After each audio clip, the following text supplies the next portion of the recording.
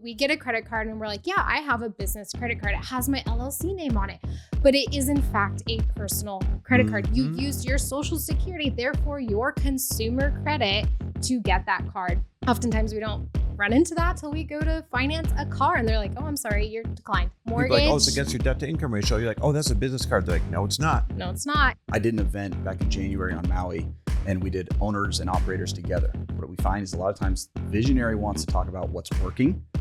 Integrator wants to talk about what's not working. Yep. Yes. Oh my God, to yes. a T. I truly believe like 90% of millionaires and billionaires have done psychedelics, and just not all of them are willing to talk about it. Intentional use for healing that doesn't get out of control, that stays at like that microdosing level, is the secret to success.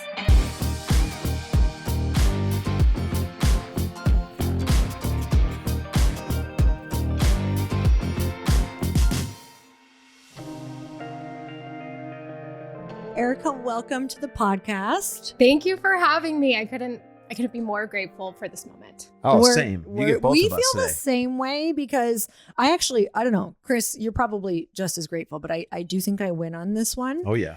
Because you are all about helping women with something that I have struggled with my entire life, which is numbers, which is understanding my numbers, which is feeling empowered by numbers, which is really stopped me from feeling empowered and making a lot of decisions in my life. And so I want to get really vulnerable with, how I felt in the audience to know that this is actually a problem that most women deal with. Yeah. And I kind of want to piggyback on that because I have a ton of female clients, right? And one of the biggest gaps is they've never taken the time to learn their numbers, and it does create problems. There's that old adage, you don't know what you don't know. And it's not what you know that'll hurt you. It's what you don't know that'll end up hurting you, right?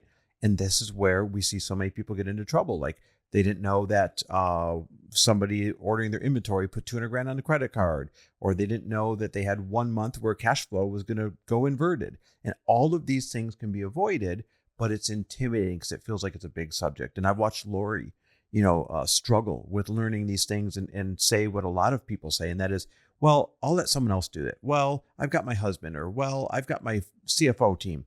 And in this day and age, that's not good enough. You have to know your numbers so that the sneaky things don't happen to you. And that's why we're excited to have you here. Mm-hmm. So, Erica, why do you think so many women avoid the financial side of their business, even when they're doing everything else in their business right? I'm really glad we're starting here. And it is a lot of the points that you already mentioned. We were raised maybe without that financial language or just those financial conversations at all. And that was in our family unit, at dinner, whether you had those discussions or not. But then we jump into this magic world, but chaotic world of business. And all of a sudden, those numbers get amplified. The money conversations, the stakes around money get bigger. But yet, no one sat us down and was like, hey, here is the 101, and we dove into business with a what and a why and a mission and a purpose and this big, a beautiful vision. We don't got time to learn from finances. Like for me, when I started my journey, I was like, later, like I'll get to that later. Like I'll look at my finances later. So I was just saying yes to things that deducted that amount. So it was yes to expenses, a software, a program. Oh God. Yeah. I mean, even your simple editing software, that's still whatever a month. And we don't stop to pause and be like, wait, how is this going to impact me a year, 3 years, or more down the road? So that's where it turns into a chronic circle of avoidance. Main thing we avoid is it's like a shame and embarrassment that you weren't taught that. So when you go, you're like, oh, well, perfect scenario. I'd go and look at my numbers and I'd assess them. But what if I don't understand them? Or I go to a mastermind or a round table and I get asked a financial question. Oh my gosh, what if I don't know the answer? So it turns into that chronic avoidance cycle. It's a cycle. So then you don't go to the thing that could actually help you, or you don't ask the question in fear of looking stupid. Like that was one of the biggest things when I was raising money and starting this company.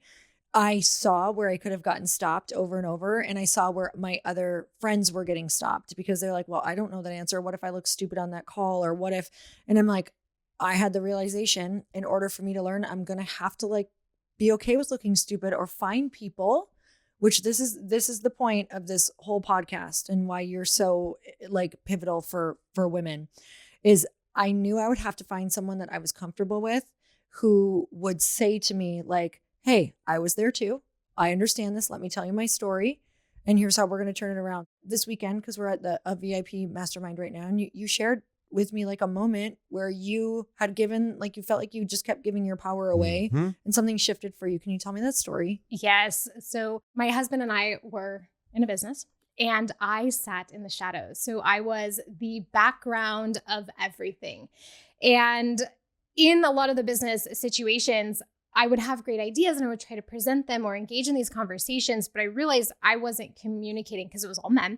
I wasn't communicating in a way that reciprocated back. So I was getting dismissed because I wasn't answering in what I learned was the language of business, which is numbers. So through all of that, I developed this belief, and it started as a child. It was reinforced throughout my young adulthood that I was bad at numbers. I just wasn't a numbers person. This wasn't for me. It was like a mantra. It's a lot of people. It was a mantra. That was my mantra too. Common. I mean, I remember getting a chemistry test back and it was a C-, and on the top of the test, the professor in red writing was like, learn to use your calculator. Oh my goodness. I never signed up for another class that said must learn, no algebra or have a calculator. So I was not a numbers person at all. And it just compounded and compounded. So I had the most embarrassing experience where I didn't have the answers. I didn't know how. Oh, so shameful. I mean, I would beat red, cry. I'm like, do I need to fake an emergency and exit stage right? And that came from this. So delegation, the avoidance and the embarrassment and shame, it led to delegation. So I delegated to my husband, even in our personal, our marriage. I'm like, nope, he's got the finances handled. I'm good. Like, not for me, not my zone of genius. And delegation can be a slippery slope when you are a business owner. And that is the moment where I realized I am 100% relinquishing my financial power. Therefore, I was relinquishing my ability to be a true leader as a founder. And that perpetuated when I moved into being the face of my brand and my business. So I was like, no more. I am taking that wheel. I love that so much. And it's not just what you're saying, you're relinquishing the power. And when you relinquish power, it means the power to make an informed decision of when you said, hey, I'm not speaking up because I'm like, there's this idea, but I'm not sure if it's a good idea. And when you know your numbers, it's like, no, we can absolutely do that. Here's how this could work. Here's how it could look. Or this idea is great, but I think this is a next year idea. And this is important because of the numbers. Like, there's so many places that you cannot grow. You're stifled, like your growth is stifled because you don't know what's possible. And maybe you're spending too much and you could lose your business as well. Like, there's so many dangers to not knowing your numbers. So can you tell me some of the dangers and maybe some of the stresses that come when, the women that you work with don't know their numbers? What's happening in their brain and in their business? Absolutely. So this connects with you don't know what you don't know. And I think we are all hyper aware of that possibility looming around, like, oh, there possibly is things I don't know. But oftentimes when we don't understand our finances, we know. Yep. There's a gut feeling. It's a gut feeling. But it's also the thing that'll keep you up at 3 a.m. Like, oh my gosh, like, can I pay this? Or is that invoice going to come in or not? You just can't make these informed decisions. Therefore, your nervous system cannot be at peace. You cannot sit in your mindset, meditation, spiritual practices and be fully at peace and grounded in order to receive that abundance, because you're still like buzzing, worried about this thing that you're avoiding, you're pushing down the road, you're not necessarily taking full ownership or responsibility for. So those dangers lead into big problems and they compound where we are losing money in our business. We cannot spot red flags. We cannot identify mistakes or changes in the money. One of my favorite stories is when we were running our e-commerce business, it was time to just take a look at where we were saying yes in spending our money and our operating expenses. And I was just looking through non-judgmentally, which I always invite women to do. Just look. This is just awareness. It's just money in, money out. It's just numbers. Don't have judgment. But know that you have the power to make a different choice and say yes or no to that expense. And I did this audit and I found $27,000 that we were spending a year on copy paper. Okay. Wow. This was, and 27 grand a year wasted in the business. in paper. And I solved that with a $30 a month subscription and 3 iPads, which was like, I went to Costco online and bought them and problem solved.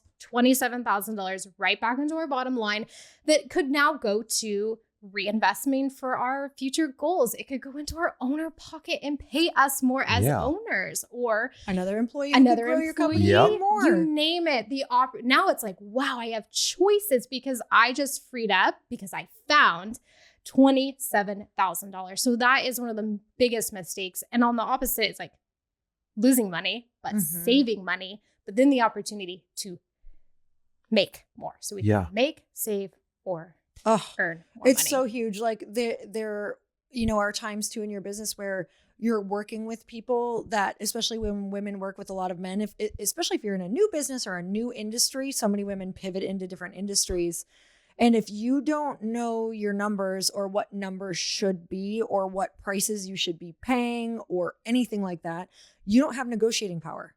And this is a huge place where women spend way more money in their business than what men spend, because they'll know the dollar amounts. They know where they can negotiate. They know they can negotiate because everything is negotiable. And these are places where women are going to spend far more in their business if they don't know these things or if they don't feel empowered around their numbers. We don't even ask. Here's what strikes me. The situation around your numbers, whether it's good or bad, isn't going away just because you don't know it. But if you choose to know it, you can make it go away. Does that make sense? So like, it's not just, I want to be empowered. It's not just, I want to be knowledgeable. It's, if I actually took the time to learn this, I would realize 2 things. Number 1, it wasn't as hard as I thought, especially when someone like you teaches it. But number 2, any problem you find, there's a plan to make it go away. So you don't have to be afraid of what you're going to find when it comes to your business numbers, right? There are so many solutions, also something that you teach. But one of the things that you teach the most I like, and I've got the privilege of working with you and your husband Barrett as one-on-one clients. So I get all these great conversations with you, and we're having a conversation about the 7 emotional stages of business finance. So could you kind of break down, I know I was asking a lot because there's 7 of them, but real quick, would you break down the 7 emotional stages of business finance? 100%. So we already briefly touched on the first 3, which is avoidance. And that is, I would rather do anything else but look at my numbers. And then the second is often shame and embarrassment. And this usually comes from a moment or an experience that gets that belief that reinforces like, I'm not good at numbers, it's not my thing. And then delegation, which is, I think, the most dangerous stage that we can find ourselves as business owners. And then we move into the transformation. So that's when they start gaining that clarity and they go, this actually makes sense. It's not as hard as I thought it was, especially when I bring in the right guide to show me how easy it is to understand these things. And then we move into that empowerment feeling. So we come back to that internal, like, yes, I am steering the ship. I have that wheel, not Jesus, but me. I am making these decisions and I know how to make the decisions and I have that data to back it up. And then we move into full ownership, which is like, heck yes, this is my business, my responsibility, my goal, zone of genius, my rhythm. And you have now set in these rituals and these rhythms that really work with you and the way that you want your business structured. Because we all need to find, I think that's customized. How we look at our numbers is customized to the individual. And then that's when we're in that acceptance and peace. You go to those numbers with so much peace and clarity and like, yes, I know this is easy. And you can make those decisions without fear. And it's beautiful. First of all, to everyone listening, I would love to know what stage you think you're in out of those 7 stages. And what strikes me about these 7 stages every time I hear them is people think that they have to wait until they get to stage 6 or 7 to feel good about their business finances. And that's not the case. And when you feel like something's too far away, you don't tackle it at all. That's not the case. It's closer than you think. You just have to get to stage 4, which is clarity. And clarity can happen real fast, right? You start out in avoidance and then you learn a little something once you stop avoiding it. And that's called embarrassment and shame. And you're like, oh my God, I don't know if I want to face this, or I'm embarrassed that I got myself here. But then if you get a little bit of courage, you start delegating some of the financial responsibilities to start fixing some of it. And you really get the empowerment when you say, damn it, Erica, show me how to never end up here again. And that's clarity. And clarity is not that far down the totem pole for you to feel really fucking good going forward.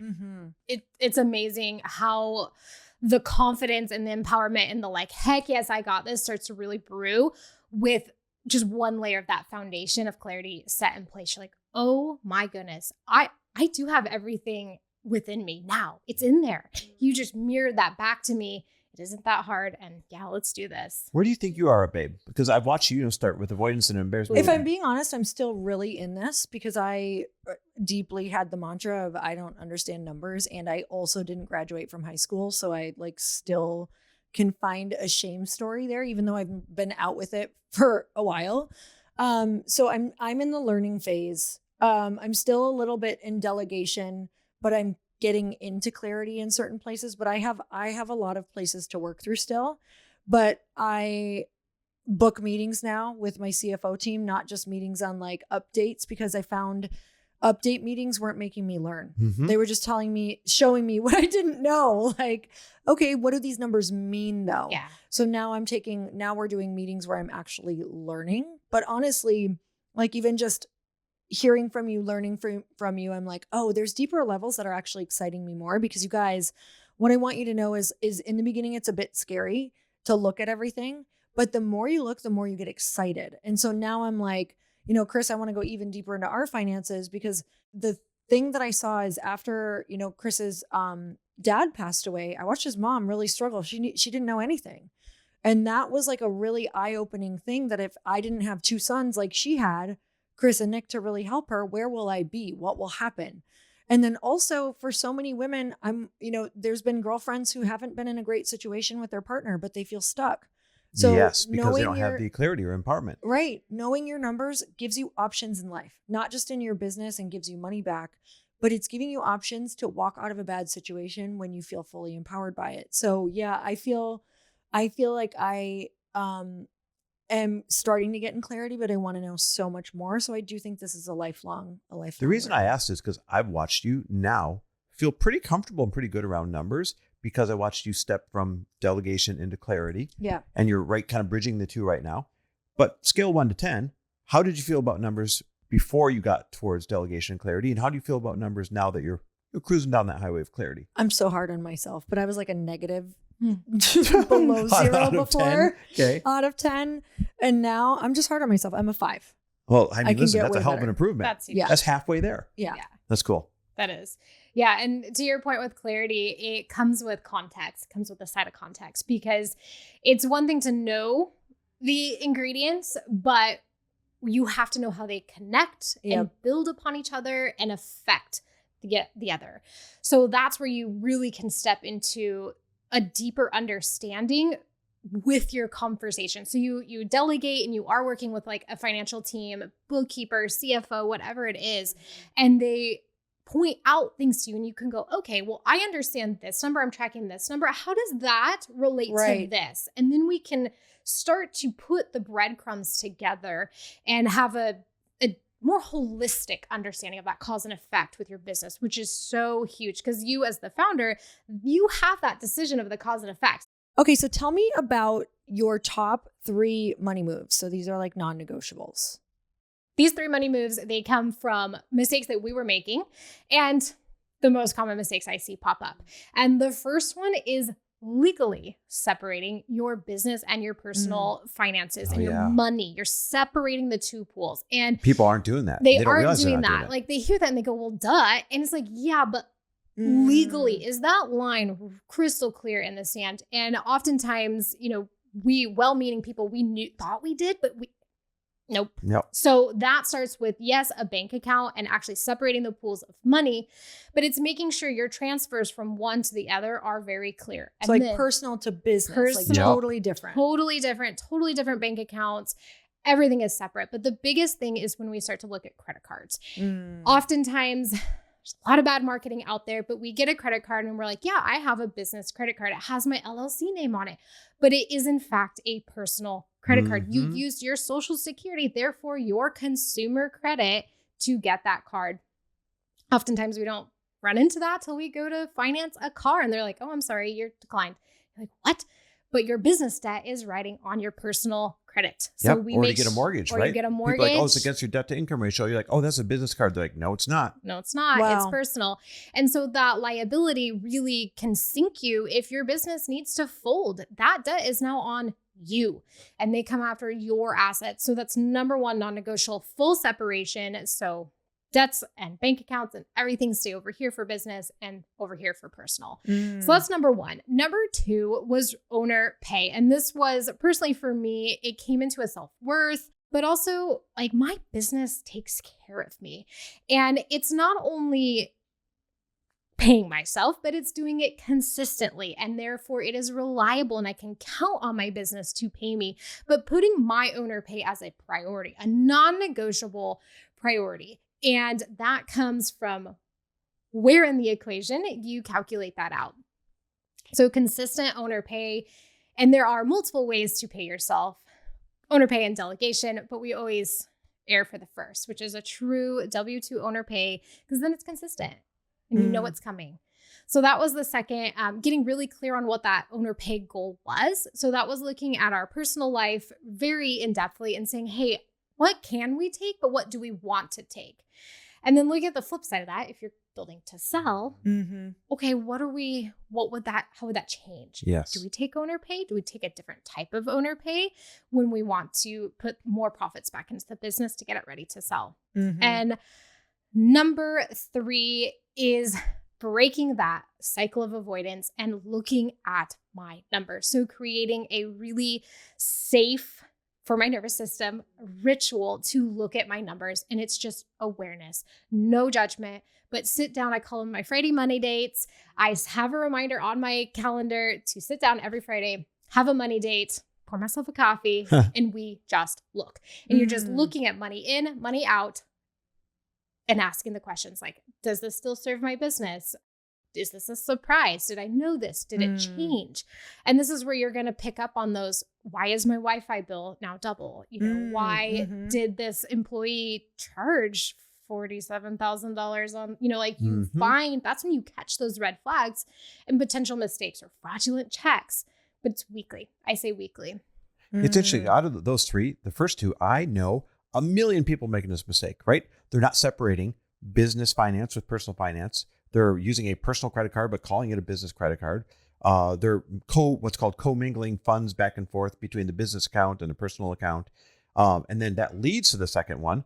They wouldn't have to do that if they would set up formalized owner pay. So just like you'd pay an employee every 2 weeks, you got to set up an automatic payment to yourself, right? Through payroll every 2 weeks. So it shows up as W-2 income. Now there's some nuances, and this is where your tax accountant will help you out a little bit. You don't want to pay yourself too much W-2 because the rest you can pay yourself through distributions and be taxed a little bit lighter on it. But everyone's missing out on that type of tax strategy because all they're doing is this.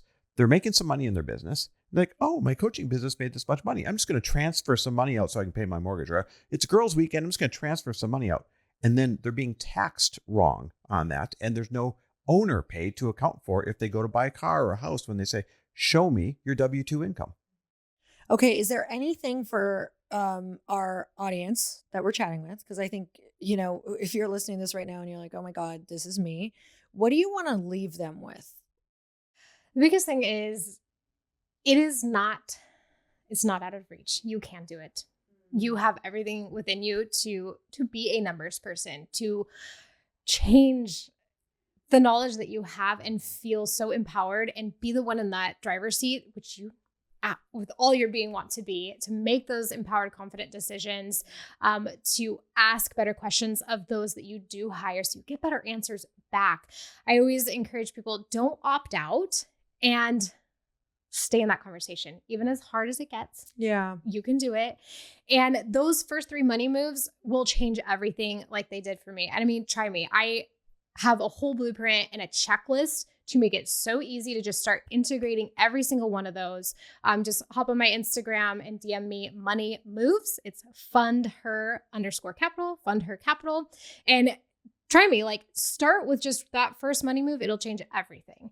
I don't care if you have been in business for years, do it anyway, because there might be something on that checklist you have missed. And it is a key step. What I like is you're the Awesome. most safe, non-judgmental, and open person to teach other women about the language of business, which is finance, because you're open about, hey, I made these mistakes before.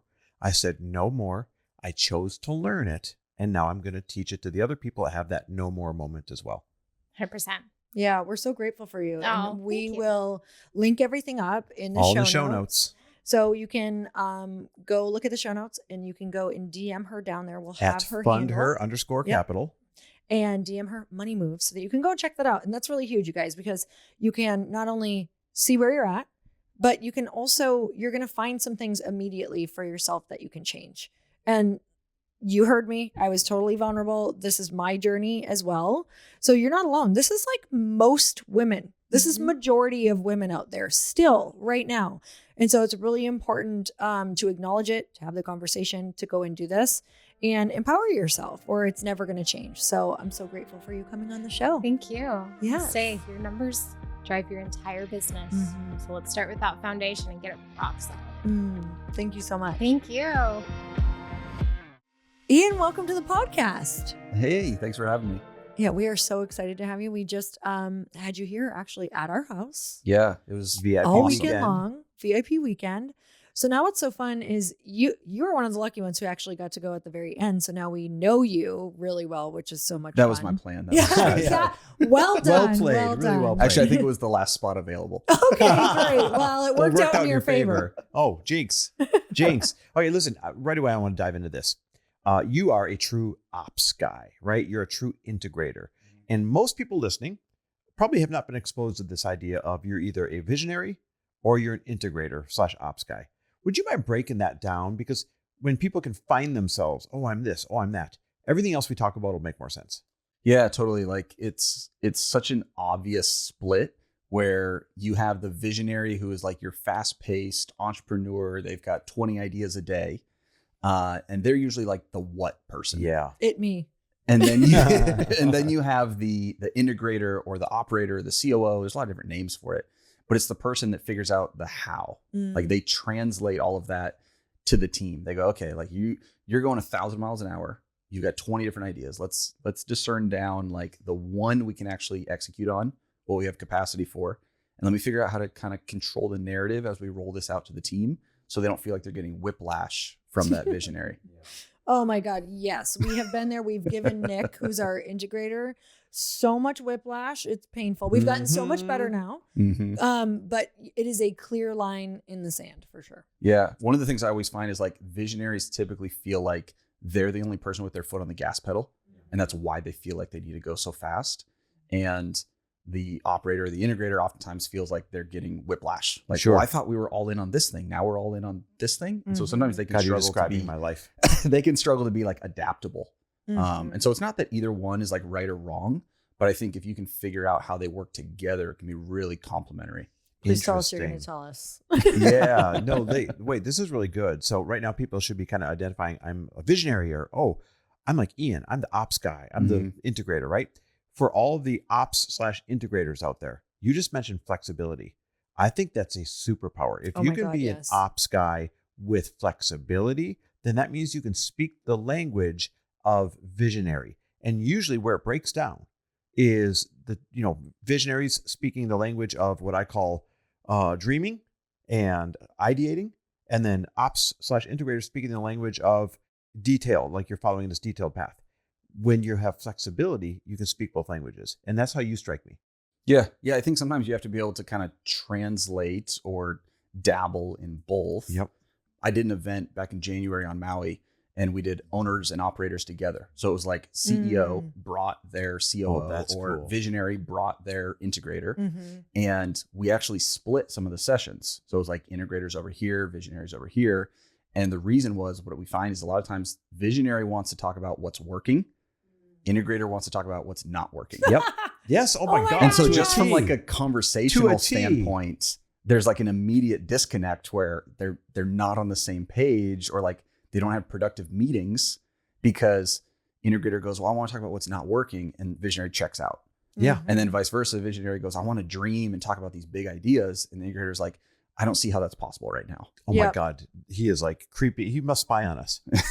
So because you do both, what's important for an integrator and operator to know to work together, because I will tell you that the breakdown for You mean us, a visionary and an yeah, operator. sorry, Yeah, yeah. visionary and operator. What's the key to them working together What's successfully? the key to them working together? Because there's a language barrier, and it can shut both of them down, like if they're not learning how to speak each other's language. Yeah, I think there's two big things I see. One is a lot of times there are not high-powered integrators. There are a lot of times just employee mentality that have been promoted because they're very efficient, and they're still very much so like yes men. Ah. And so you actually need a really strong integrator. I would imagine this is probably why it works well with Nick, because as your brother, he's probably not afraid to push back. No, not at all. And most integrators aren't that way. They're afraid to push back. They're afraid to say, no, these are the objectives we committed to this quarter. And so I'm going to take your great idea and we're going to park it on the shelf here and we'll revisit it in 90 days. So I think a lot of times it's just the background of where they're coming from that's not equally matched. And so a lot of times the visionary will steamroll their integrator, and they're not hiring somebody that is, if you look at it in a more traditional sense, like could sit at the table at the C-suite, they're usually not hiring a C-suite caliber integrator. Yeah. Yeah. And so that's the first one. And they need to be. Yeah. Yeah. And so that's the first part. The second one is it's a very different skill set to build the thing than it is to run the thing. Explain. So we use this analogy, if you're familiar with like Formula One. So in Formula One, you have the team principal. That would be like the visionary, right? He says, hey, we're gonna win the points cup, and we're gonna do it. They like to dabble in like a little bit of macro strategy. So they're like, hey, we're gonna do it by being the fastest in the corners. That's our like thing we're gonna bet on. They then hand that off to their chief designer, who has a whole team of mechanics that's gonna build the race car. And so he's responsible for the actual implementation of taking everything that's theory, working out the micro strategy of how we're going to do it, and then really making the unseen real and physically building the race car. Once he does that, he then has to rope in the driver and go, hey, how far back do I put the seat? Do you know what all the buttons on the steering wheel do? How does the suspension actually feel? And we know that people support that, which they help to create. And so you do want to have some of those handoffs mid-process, but it's a very different skill set to be the designer than it is to be the driver. Yeah. And so what a lot of business owners do is they hire a driver, and nobody has built a race car, and they put him out on the racetrack either barefoot or in a go-kart. Yeah. And they expect him to go out and win races, and they get frustrated, and the business owner gets frustrated. And it's really nobody's fault other than no one ever took the time to build the race car. Yeah. No one said, hey, this is the architecture that you need. Would it be fair to say that a business cannot survive long-term? You will not hit your goals. You will not thrive if you don't have both a visionary and a strong integrator. So I don't know if you're familiar with EOS. I have a background in EOS. I'm a certified integrator implementer. And they actually say that a business can survive with an integrator and not a visionary. Interesting. But it can't survive the other way. And I could see that. I could absolutely see that. Oh, for sure. Because no ideas would ever get implemented. In the short term, you may catch lightning in a bottle. Yeah. Yep. Right. But long term, somehow your competitors, the market, something is going to eventually catch up to you. I will admit I cannot survive without an integrator. Nope, absolutely not. I cannot pull the vision all the way through consistently. And I think energetically too, like you thrive when you know you have that counterpart that you can hand things off to, that you trust, who can then go and execute. Yep. Because you get to stay in your lane where you're the best, and then them vice versa. Like I said, they want to dig into what's not working. All the stuff that annoys you and is in the back of your mind. Oh gosh, I got to handle that. Like they're like, oh yes, let me at it. Give us real examples of what companies hire you to do specifically, so that people could be like, oh wait, I need that. Yeah, great question. So we work with a lot of real estate investors, and primarily we kind of stumbled into this niche primarily because most real estate investors get in the business for the lifestyle, the freedom, and as the business starts to grow, it starts there to goes that freedom, their lifestyle and their freedom. So they're very aware of the problem. They want to solve the problem. And if they've had any kind of success, they can afford to solve the problem, but they don't want to learn how to do it. They just want somebody to do it for them, take it off their plate. Some of them, and this would be not just the real estate investors, this is other business owners as well. Sometimes they hire somebody to be that integrator that they know, like, and trust, but doesn't have the business acumen or doesn't have the industry specific knowledge. And so nobody's built the race car, but they have a driver, but he's not the best driver. And so they're like, hey, I need somebody to help get my driver up to speed. And I probably could use some help fine tuning the race car as well. So we do a couple of different things, but we will come into the business fractionally. So I have a team, CFOs, leadership development coaches, business managers. We support a lot of functions within the business. But we'll come in and we'll actually build the race car for you. We say, like, we're not trying to hire ourselves as the driver. We're not trying to become a permanent solution. So we'll build the race car, and then we do a lot of coaching for the operator themselves. So because I kind of speak both languages, I do quite a bit of advisory work with founders, business owners, where they want somebody they can bounce ideas off of, whether they're still in a position where they're doing a lot of it themselves, or they have somebody on their team, but they don't necessarily want to show the underbelly to somebody on their team and lose confidence, and they want somebody to kind of bounce some of the ideas off of. So we support primarily the owner, where I work with them one-on-one, or we have a whole team where we'll come in from the operations side of things to help support the operator. How long does that take? Like, is that a 3-month contract, a 6-month contract? Like, how long until things like, oh, good, it's working again, we're ready to race? Yeah, great question. It can depend on the size of the company. Really, what we focus on is not so much the dollars, like the revenue numbers that somebody's at, but more so the employee headcount or the department headcount. So like, we've got a client right now that has 250 employees, but we work within different silos of their business. And so this department has 20 people. This department has 6 people. And so we focus on each one at a time. Those stints usually are 3 to 6 months, right? So it kind of depends on, like, how big of a mess have you made? Yeah. How many people are there? How many people, when one of the big things people hire us for is they want results, they want accountability. And so one of the things we'll do early on is just put in some basic, like, metrics or KPIs to see, like, what are we doing? Let's get a baseline of where we're at. And we say this is one thing that often distinguishes your A players from your C players. Because on the surface, it can look like you have a lot of B players. And sometimes it's a C player that's tricking you. And sometimes it's an A player that doesn't know what the expectations are. Oh, wow. And so when you put metrics in place, it lets the A player know what their batting average is, so that they can say, oh, I can see where I can get better here. And they step up to the challenge. And the C players that are tricking you, that are disguised as B players, they feel like they're under a microscope. They don't like being held accountable. Because their secret's about to be exposed. Totally. So we've actually had this where, we came into an organization and they asked, hey, I have this guy. I don't know that he's the right fit, but I don't have anything to, like, prove it. Can you just kind of help us vet him and either, help him get up to speed and do what he needs to do, or, like, give me some more data behind why he may not be the right fit. And we did this exactly. We put in just a basic scorecard. We do what's called a Shack Stack. And so we evaluate the skills, habits, attitude, capacity, and knowledge for that position. Oh, hence Shack. Yep. I thought it's like something with Shaquille O'Neal. Oh, no. Just acronym. And so we did those two things. And I think it was within 3 weeks, the guy put in his 2 weeks notice. That's great. Because he was just so resistant to being held accountable and seeing where he was at. And so it was he couldn't coast anymore. Well, this solved itself, I guess. He was found out. Yeah.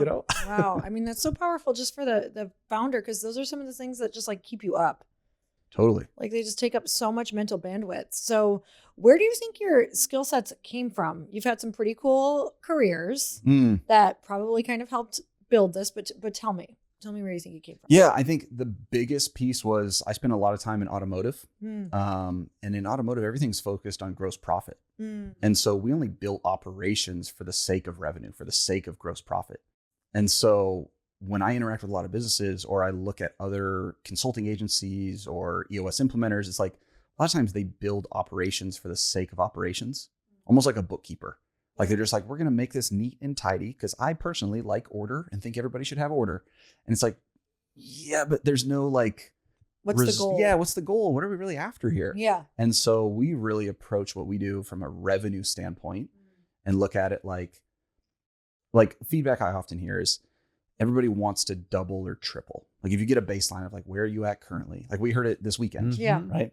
Here's where I'm at right now. Here's where I want to be. And it's usually 2x to 3x wherever they're at. Whether they're focused on a revenue number or a profit number, it's 2 to 3 times. Yep. And so the analogy we say is everybody has a 1-story house and they want to add a 2nd story or a 3rd story on top of it. But before we can do that, we have to make sure the foundation can support it.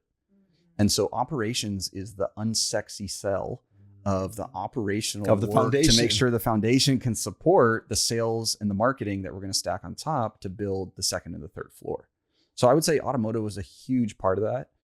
And then I worked with my brother-in-law we used to say he was the what and I was the how. And so I think there was just a little bit of that just kind of hardwiring. I'm a little bit more naturally operations focused, but that was a huge component of it. And then having a little bit of background in marketing as well as the EOS thing, it all kind of started to bleed together. And then I got introduced to a couple of really awesome real estate investors that uncovered, oh, there's some major gaps here that they need help with, because they know how to buy deals. They know how to raise capital. They know how to manage property. But they don't know how to run the business. They don't know how to hire and train people and hold people accountable. And they don't really want to either.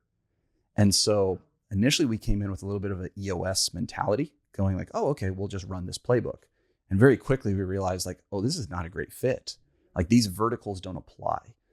And so essentially what we did is we used a lot of EOS as a jumping off point to recreate a real estate investor specific operating system.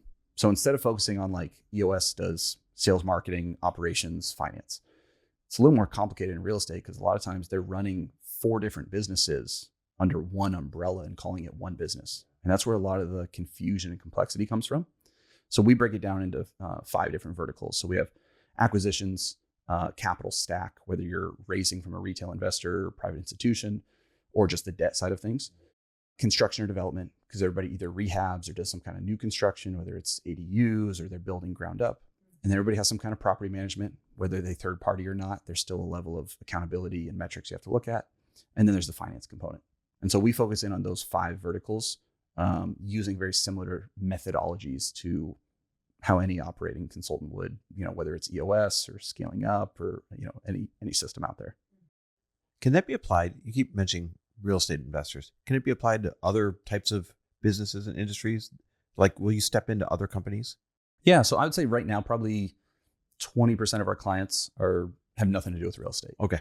I said, it's what other types of industries? Yeah. So I've got people in coaching, e-commerce, construction. So like, it doesn't have to be real estate specific. That was just something we most of our business is built on referrals. Mm-hmm. So real estate investors refer other real estate investors. Yeah. And here's where I'm at. You just find yourself in an industry all of a sudden. Yeah. And it was just such a perfect fit where the problems that we solved were the problems that they had. And so we just gained a lot of momentum really quickly because of that.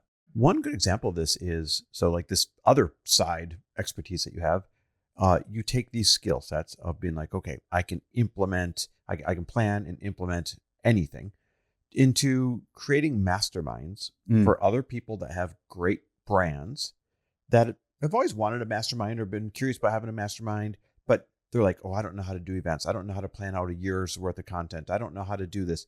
And you're the guy that steps in and says, no, I'll do all of that for you. Like that fits your skill set. I can plan, I can execute, implement everything. And you're a guy that just loves mastermind because it's benefited your life a bunch. Yeah. So you're like, no, I can do all that for you. And then you go and you build this thing side by side with this person. And all of a sudden they have a mastermind that they would never have before that's printing money. And you're running the whole damn thing. Tell us about that. Like content and everything. Yeah, everything. It's amazing. wild. Mm-hmm. Yeah. So like I was a huge beneficiary, I guess, of mastermind formats. Coming to your roundtable, a couple other groups I've been a part of, I've just seen such massive impact from that. And I would say I'm plagued by the fact that there's a better way. So I walk into any room and I feel like I can see how it could be better. Yep. Totally. And we talked about this earlier this weekend, like coming to an event like this, I sit first person and third person. I'm like, first person, okay, yeah, here's what I need. Here's what I'm working on. But also third person, I'm going, okay, here's the agenda they went through. Here's the timing of things. How long did they have us sit before we had a break? Mm-hmm. Right? Just like all these little details. And, which give us all your feedback. Yeah. I couldn't be in your shoes this time. And so I just obsess about that, I guess. I just enjoy it a ton. I freaking love it. I've done events before, 3 back-to-back where it's, 10 days straight. And people would ask me like, you must be exhausted, the travel, to this. I'm like, well, I could do 3 more. Like it lights me up. And I really enjoy the collaboration that happens, right? How do you ask the right questions to get to the root cause of something, to help problem solve, but also get that amongst people, right? Where I love the pattern recognition that happens and putting the pieces together. And so getting that feedback where, okay, well, hold on, you know a little bit about this. Talk to this guy about what you're doing. Oh, that might be just the next thing that they need. And so I just love that environment. And I've gotten so fun. Yeah, I've gotten roped into doing it for a few different entrepreneurs where we do it all across the country. I've got a partner in that who is a sommelier, master of experience. You guys have actually been to some of his events. And so that has been something, again, just kind of stumbling into of like, oh, I freaking love this. And again, it's, very complimentary where the founder, the CEO, they don't want to work on all the details and put all that together. Right. They want somebody else to handle all that for them. Yep. So if people want to either work with you and have you come in and be their temporary COO team and clean everything up, right? Build a race car. Mm-hmm. Or if they're like, I'll take a mastermind where I don't have to do anything. How do they get a hold of you and how should they reach out? Yeah. So online, I'm the RevOps coach because we focus on revenue operations. Yep. So you can go to the revopscoach.com, and that has a lot of gateways, I would say, for the different things that we do, or on Instagram at the RevOps Coach. And actually, for your audience, like I didn't want to leave them hanging with a bunch of great insight. Yeah. And no way to take action. Yeah. Because a lot of people too. Because like, you're an integrator. Yes. So this is 100% driving you thought this crazy. through. This is the number one thing when I do events. The number one thing I look at is how do we take the information and turn it into action? Yes. Because otherwise it's just a conference. Yeah. We're just sitting You're there like, I'm going listening to a crazy bunch of over stuff. here. Yeah. And so, I open this up just for your audience. If they DM me on Instagram, toolkit, we have some coursework and some products, resources, checklists, EA playbooks, hiring toolkits that we typically sell as part of some other packages for $12.95. If they As DM in me- $1,295. Correct. Yeah. If they DM me toolkit, I'll just send that to them for free. It's just Dude, gosh. that is so cool of you. Like And- those are some serious tools. Yeah, it's honestly, it's the stuff that when we come into a business fractionally, it's literally what we walk through. We're just doing it for you. But Damn, if somebody that's a wants to nice start to gift. take action themselves, they Like, can start hello, working through it. everyone. Thanks for the $1,300 free gift. Exactly. That's cool. Mhm. So how do they get it again? So you go to the RevOps Coach on Instagram and you just DM me the word toolkit. That's freaking Amazing. cool. Well, we're so grateful for you. Is there anything that you want to leave with people?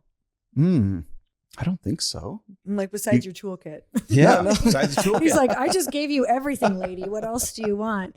No, I'm really grateful for you. You are, I think one of the biggest eye-opening things for me when I got into business is I didn't understand truly that relationship between visionary and integrator. I just thought that in business, like I was supposed to come up with the idea and I was the person to like learn the website, do all the things. Like that felt like such a heavy responsibility for me. And truly, it's so much fun now that everyone's pulling back the curtain of their business, because I don't know if you remember like 10 years ago, nobody was talking about their integrator who was doing everything on the other side of their vision. And it actually felt so disempowering. And so I think it was it's so great for me to meet people like you and go, wait a minute, I can be in my zone of genius because you exist. Like I actually felt so disempowered and not smart. And like, really, I felt like there was something wrong with me because I just didn't understand that side and my brain didn't work that way. So I hope that everybody listening knows like your business, if you are not excited about the things that he mentioned, like you actually shouldn't be doing them. You should be finding an Ian, somebody like Ian, and going and being able to do what you do, because you'll be able to pull, a visionary can typically pull in the eyeballs. They're going to be that top of funnel and you can take care of the rest. So that changed our lives when we were like, wait, this is how people operate. There's a visionary and an integrator, and they're very clear, the two different jobs. I've had people say to me, sorry to cut you off, but they've said to me like, well, I'm not a good entrepreneur like you. I'm like, oh, no, I'm not good at anything other than a vision. And then finding the Ians in my life, or in my case, Nick and Matt, my business partner, but finding the Ians in my life to make everything else happen, or I would just be a nobody. Like nothing would happen. Yeah. Yeah. It's one of the first things we do with business owners. We have a tool, we call it income producing activities versus everything else. Yep. Yes. And so we audit kind of like ROI on your time. Where should you be focusing, right, to help grow the business? But one of the things we also look at is just energetically, like what drains you, sucks the life out of you. Okay, get that the heck off your plate as well, because that's not going to benefit anybody if you're stuck doing the stuff that drains you. For me, I worked in finance for a few years, and I would be the guy bubble, hey, how you doing, blah, blah. And I'm not super extroverted. It takes a lot to like, gumption up this level of charisma. I'm the same way. You're just going to stare at a wall. I'm the same way. Yeah. Yeah. But so I would come home and I would eat a pint of ice cream and go to bed. And I was just like, it just drained me. But I just thought, oh, this is what hard work feels like. And so I think if you're in that place where, it's draining and exhausting and you feel like you're working really hard, there's probably some areas that you probably shouldn't be doing some of that stuff. Interesting. Good So call true. to action there. Yeah, I mean, honestly, now that we've gotten more in our zones of genius through the years, now that we've figured it out, people are like, wow, how do you do all the things you do? I'm like, it's because everything I do, I love. It gives me energy. Like, where before I was just he knows, for about 10 years, I was exhausted all the time. I started to resent like customers or clients, and Sure. it wasn't their fault. It was because I was in so many things that were not, Didn't I serve wasn't you. supposed to be in them. So Yeah. everything flipped when I got to put the right people in the right place, get the integrators, find those people who could support me. It's really life-changing. I can do more. We can make more money when I don't have to be doing those things. Yeah. And sometimes Yeah, like in the beginning, it's a luxury to be able to afford. Yeah. That it's hard to have the vision for. Right. But I think that there are, stair steps to get there. There's a plan you can start putting in place to go, okay, Yeah. how do I start getting some of this stuff off and build some momentum in it? And we can get that from your toolkit. Yeah. So we can go find all of those things. Yeah. So you guys, At RevOps Coach on Instagram or RevOps.com, right? TheRevOpsCoach.com, The RevOps Coach on Instagram. Yeah. awesome. And you guys can go click the show notes, go check those out. And that's all down there. And thank you so much for being on the show. Yeah. Appreciate Thank it, you buddy. guys so much. Thank you for this weekend. It was great. Oh, we It's had the great best because time. you're here. Julie, welcome to the podcast. You're on the Earn Your Happy podcast and you're on the Chris Harder Yes, show. double trouble. I am so excited to be here. I feel like I'm living out a dream because I've listened to you guys for so long. This is wild. This is what I so love about fun. doing this, by the way, is one, you're excited. That makes us excited. Your energy is off the charts. When we were hanging out before, because we're doing this VIP Mastermind weekend, when we were hanging out before and you got up to present, I was like, oh, she's awesome because you were so enthusiastic. And I love enthusiastic people. Thank you. Yeah, I have a lot of Mhm. energy and I'm so grateful and just happy to be here. Yeah, I love your energy. And, we were talking on the different people who've interviewed as well, who are here for the VIP weekend. Like, honestly, enthusiasm it's a trait that you all seem to have, but it also is why you're all successful. So your enthusiasm, literally, especially for what you do, which we're going to chat about in a minute.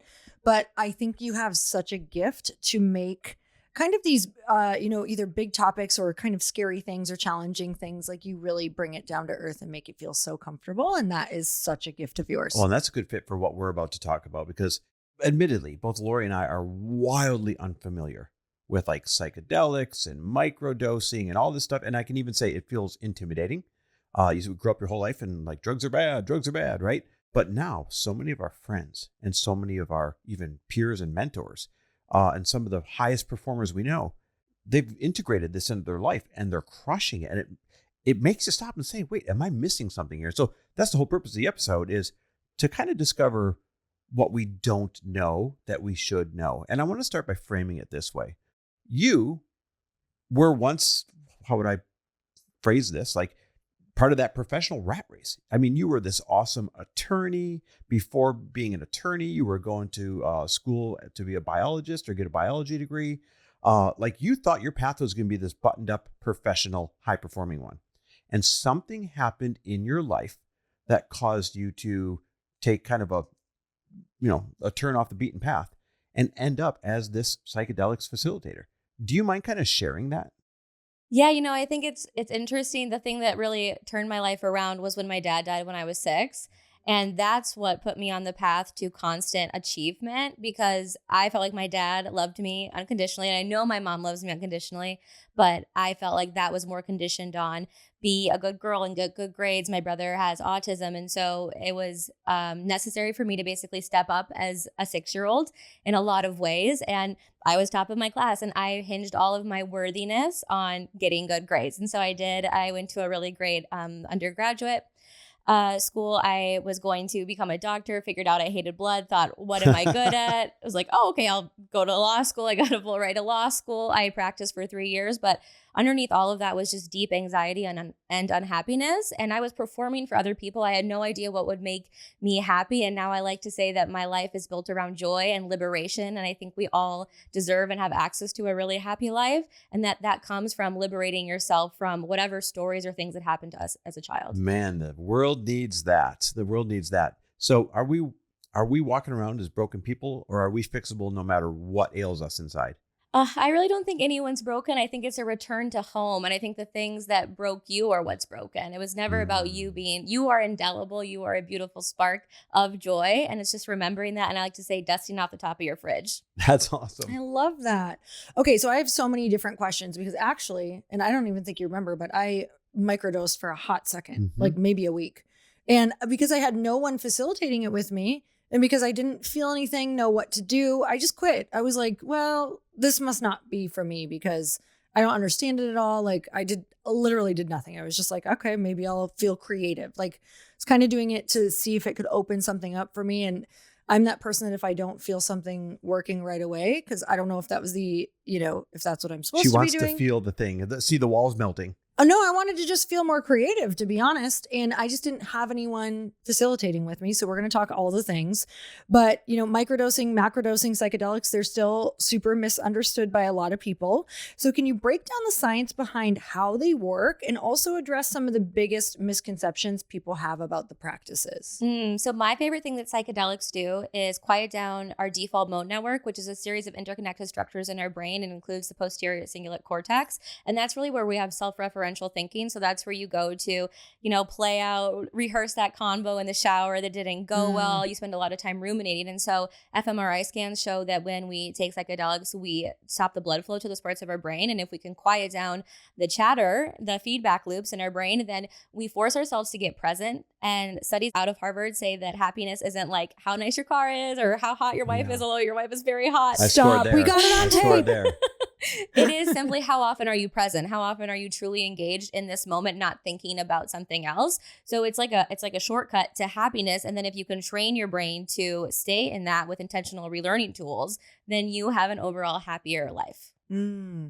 Okay, so what got you into wanting to help people with this?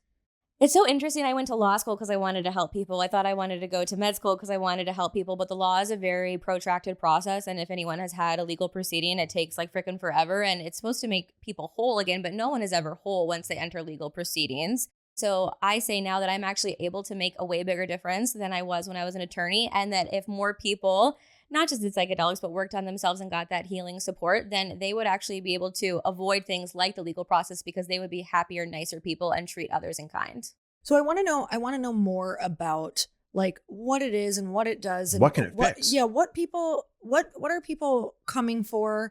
I have a lot of friends who, and you had spoken before this because you were sharing with the group today kind of what it all is that you do, but you were talking about how so much of what we do is like very surface or, you're just talking about it, but this is like really attempting to get to the root of it. Describe why you can kind of get to the roots of, the deep anxiety or why you keep on sabotaging yourself in life. Like, how does that actually work through this? Yeah. So microdosing is the process of taking a sub-perceptual amount of a substance. I work with psilocybin primarily, so magic mushrooms. So you're going to take enough so that you receive the benefits in your brain, but you're not seeing the walls melt.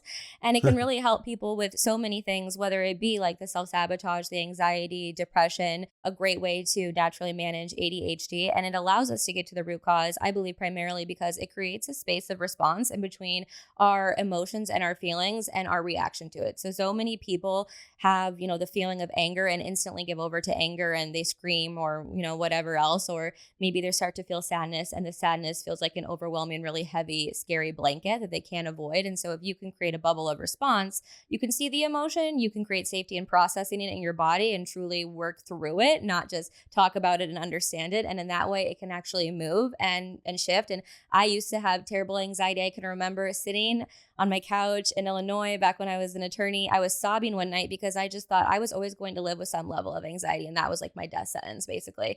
I am not an anxious person. Sometimes I experience anxiety like every other person, but it is not a label I would use to describe myself. And I don't think anyone I know would say that about me either. So anxiety is one. What about depression? Depression is a huge one. So there's a really interesting study that just came out that they gave a larger dose of psilocybin to cancer patients and their cancer didn't go into remission, but their depression and their sadness around their cancer, 50% of them saw complete remission. Wow, that's wild. Okay, what about lack of self-confidence? Like the person that is always kind of shy, kind of meek and feels like they don't want to speak up even though that they know they should. Yeah, so I really think back to that, like if we can quiet down our negative self-referential speaking of like, oh, no one wants to hear what I have to say, or I'm not likable, or I'm not smart. If we can just turn off that voice, what a beautiful opportunity for you to be who you truly are without all of that noise and chatter in your brain. Has it helped or has it hurt? I'm assuming it's helped. Seeing like Elon Musk talk about this, Jeff Bezos, all these, entrepreneurs with these massive followings, they're all, Aaron Rodgers, everybody, they're all kind of talking about this openly now. What's that done for your industry? I think it's helped because it's shown that I truly believe most, like 90% of millionaires and billionaires have done psychedelics, and just not all of them are willing to talk about it. Sometimes when like some people in the news, like maybe people are skeptical that they've like abused ketamine and things like that, that can kind of create a negative spin. But I believe intentional use for healing that doesn't get out of control, that stays at like that truly like microdosing level, is the secret to success. That's wild. Let's talk about the integration part, because opposite of what I did, I was just like, okay, let's see if I can get creative or whatever people are saying about this, because I just heard so many different things about it. And I also think there was a little bit of like fear around it, which I'm like, well, if I'm not, I don't understand how this really works. I feel like I remember you taking less than they recommended. I did. It was like 2 capsules and I took 1 because I was like, I don't know what this is. So let's talk about the integration portion of like what it looks like for you to take someone through a journey and for you to like, for them to feel like this could work for them.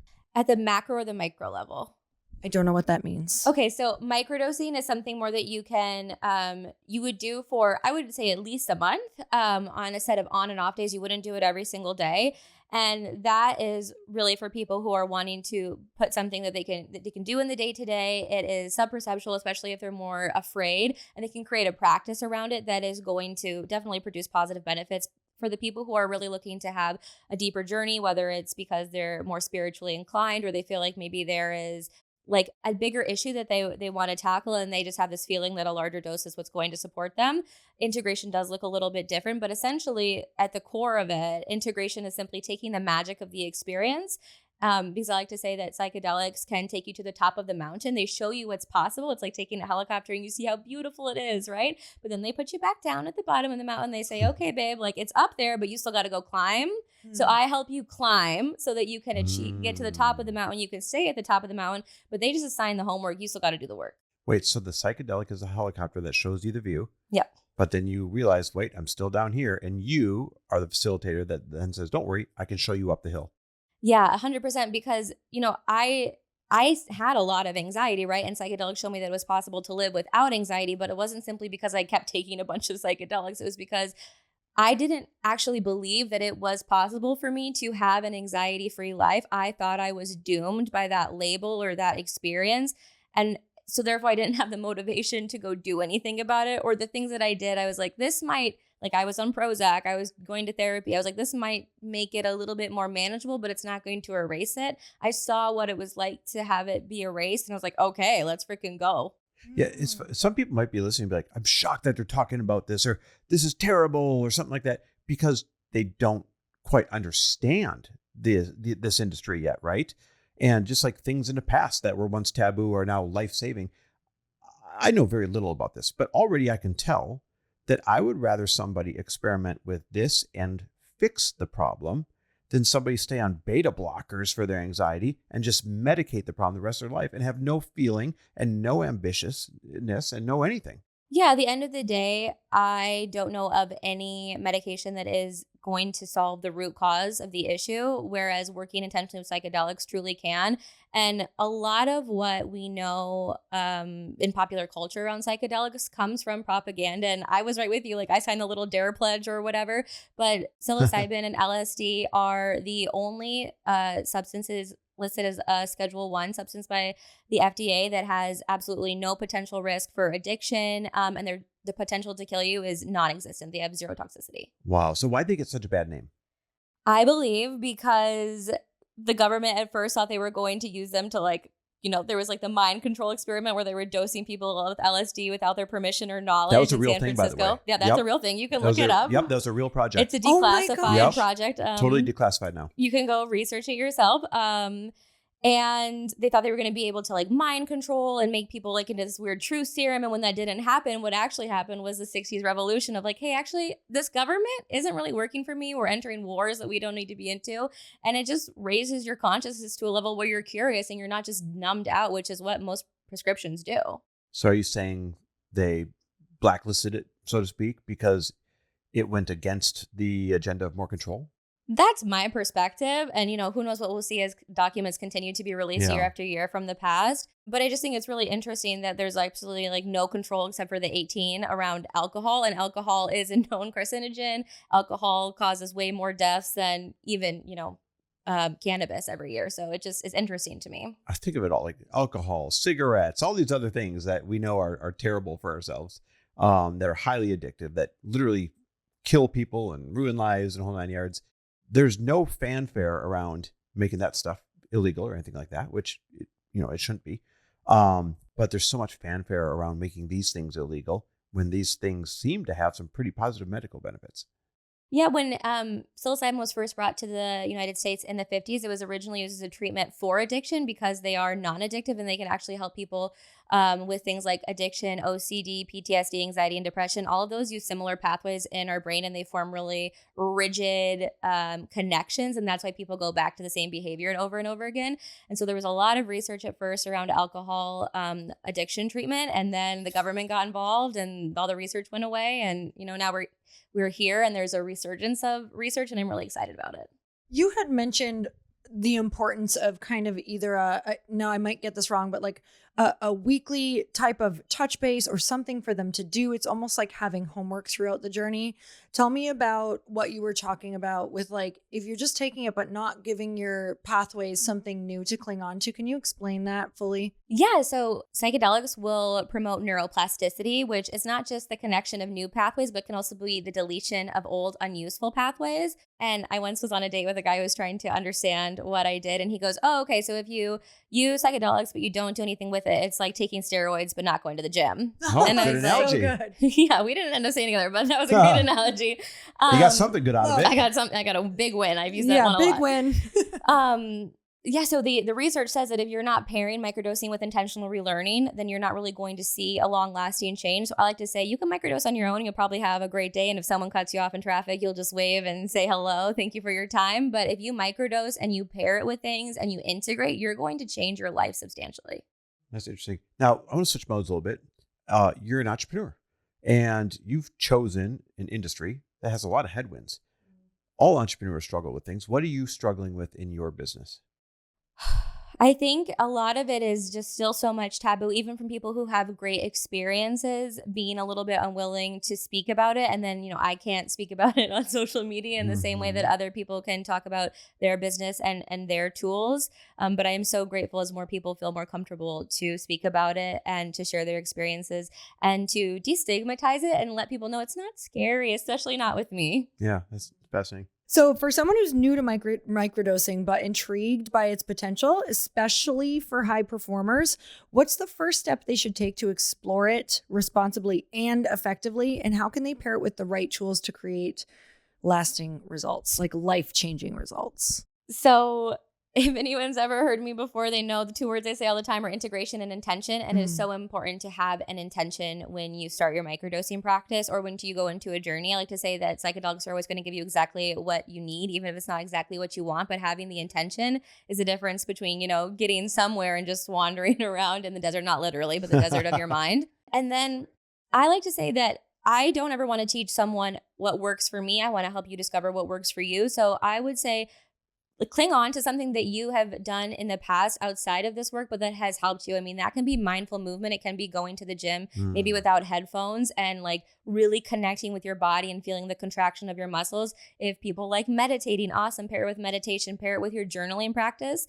And that is really the sweet spot of helping someone find their perfect microdosing practice that is going to support with all of the neuroplasticity. But if you know that you really want to work on something and like, maybe you're really drawn to hypnosis, I would say, you know, microdose and take yourself through hypnosis or find one on YouTube. But there are so many resources. It doesn't have to look the same for every person. And if you know that you've done something in the past that's worked for you, double down. Don't break what's not broken. Just because I've got so many high performing friends that everyone else would like hold up on a pedestal that I know are successful with this. It makes me microdosing curious. So for people who are listening, if they're like, okay, I'm not a yes, I'm not a no, I'm microdosing curious. You've got kind of a really cool quiz that helps them filter out, is this for them or not? And what I love about it is you often say like, oh, a lot of times the quiz is like, no, this ain't for you. Yeah, it's so interesting. I like to say that there is no one right thing for everyone, microdosing and psychedelics included. Actually, there are a surprising number of people who this just is not the right fit for. And I am very honest about that because I also don't want to waste your time and I want to help you find the right thing for you. So if anyone's interested in taking that quiz, they can DM me the word journey. It's a free quiz. I'll send it over your way and you can just make a more educated assessment about what you want to do next. Yeah, it really tells you like, is this for you or is it not for you? And like you said, a lot of people, it comes back like, oh, not for you. Like, I ain't working with you. Go somewhere else. What's your Instagram so they can find that? Yeah, my Instagram is Julie Cyvonne. It's Julie Cyvonne. It's my middle name, and come say hi. We'll put a link in the show notes, but spell it one more time. Julie, Julie Cyvonne. And they just have to DM you the word journey. Yep, journey. That's awesome. Thank you so much for coming on the show. And you guys, I hope this answered a lot of questions for you. It did for me. It answered so many questions for me. And if not, you can always go and get your free quiz, which is so awesome. Thank you for doing that. So thank you so much for coming on. Yeah, appreciate it. Thank you so much for having me on. I'm so excited to be here.